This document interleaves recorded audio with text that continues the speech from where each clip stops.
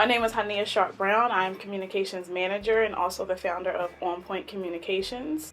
I don't think I've stepped into my purpose yet. I think I'm still a work in progress. I think there are things that I'm absolutely passionate about, but I wouldn't necessarily call it my purpose because sometimes those things can change based on circumstance, based on the people that you're interacting with. Overall, I think my purpose is definitely to help others. I'm a firm believer in the fact that somebody had to help me get to this point in my life, whether they sacrificed something on my behalf, my children who have been along this journey with me since day one.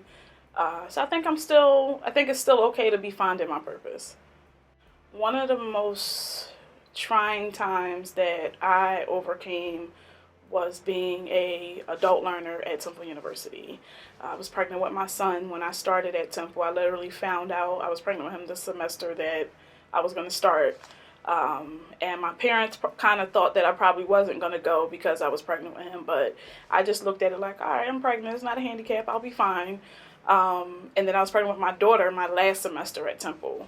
And it was hard. I would probably say my senior year is when I thought about giving up. Who wasted their senior year to say, oh, now it's time to give up and you've come this far. And I remember sitting in my car crying to myself and saying this can't be life. And I think I posted it on Facebook, and my cousin called me and she was like, are you okay? Because she was like, that's not in your character to post something like that. And I felt so defeated because I was just so stressed out and so overwhelmed. And she just reminded me that you've come this far. You got 4 more weeks. You can't do all of this and just be you quit. And then it was what example would I be for my kids if I sat up and said I was going to quit? So that was definitely the most challenging thing for me. I overcame it through prayer and family support. My family, both in-laws and my biological family, are everything to me. And I would have to say my husband, because had it not been for his support, half of the things that I was able to do while I was at Temple, extracurricular activities, meetings here, boards there is no way in the world, if I didn't have his support, that I would have been able to make it through school. Late night classes, coming to pick me up from Center City campus when I was pregnant so that I didn't have to catch the bus home after class. So prayer and family were extremely important in helping me overcome those challenges. 5 to 10 years ago, I wish I knew the importance of mentorship, because I have a lot of great mentors, both young and older than me. And when I talk to, other kids and I stress the importance of mentorship to them, I think back to the fact that I didn't have anybody when I was in middle school and high school, drilling in my head the importance of having a mentor. And so I think if I hadn't knew that then, I may not necessarily seeked out a mentor, but maybe would have been more purposeful in the circles that I was traveling in or the people that I was trying to meet, because I would understand better having those kind of people, important people, or just everyday people surrounding you who are truly invested in you. So in the morning time, I have a playlist. Jeezy is on my playlist. That I love me some Jeezy. And so when I get in my car in the morning, I drop my car off at the train, and I catch the train into the city for work in the morning. But Jeezy is blasting on my ride to the train station. He has this song on his new album called Hustler's Holiday. And it basically says, hustling is a holiday. You'll never ever hear a hustler say he don't want to hustle no more. And that is truly something that when I'm struggling or stressed out, that song pops up in my head listen, you want this grind, you want this hustle. Hustlers don't never say they're not going to hustle no more. And that is that's probably the top mantra for me in the morning. My mentor has turned me on to tea, which is super relaxing because I was drinking coffee for ever. And I think it was doing crazy stuff to me. And so I like to have a hot cup of tea in the morning. It just relaxes me in the morning. It gives me opportunity to get in a normal headspace before I start to do work or anything like that. And prayer. Prayer is everything. Whether it's Jesus help me take the whole car or wheel so that I can make it through this day, or, just being thankful. One quote that is important to me, or that I go back to, is bet on yourself and nobody else.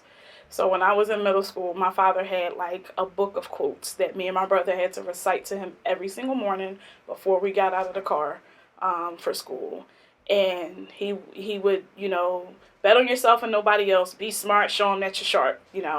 And so for me, it's like, yes, it's okay to, rely on other people when you have that relationship or invest in them. But at the end of the day, it's you and yourself.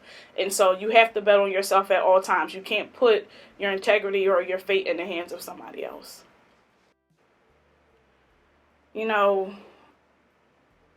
world we live in right now is just it's just crazy. Um, Yesterday, I saw on the news a little 4-year-old girl who was shot and killed. And like many parents, I'm sure it like really hit them to their core. My daughter is 3. And I don't know if this is being too optimistic to just want to say, just really put down all of the guns, because it's clear that you can't even be where you're supposed to be at the time you're supposed to be there and be safe. Before I leave this earth, I would hope that kids understand that opportunity is there for everybody. Like I know people say, "Oh, well, I came from this place," and it depends on the environment. If you have the will within yourself to want it and you are hungry for it, I don't care what your circumstances, opportunities are there for you. And you cannot rely on other people to give you anything. You have to work for it. My legacy, I just hope that people know that I always pay it forward. That's something that I instill in my kids. Having cable or just random stuff is like a luxury. It's not something that you have to have. You're blessed because there's so many kids and families that don't have simple things like a roof over their head. And so I would always want my kids to know that I did a lot and sacrificed a lot so that they wouldn't have to. And that through life, always remember to just stick your hand out, give back, and reach back and help somebody else. So for the upcoming generation, I would say you really have the world like literally in the palm of your hands. Like with social media alone, there are so many like endless opportunities for the next generation to really be like they used to say, oh, the next generation is going to do it. Next generation is going to be great. And I want to believe that, like I want to believe that for my children.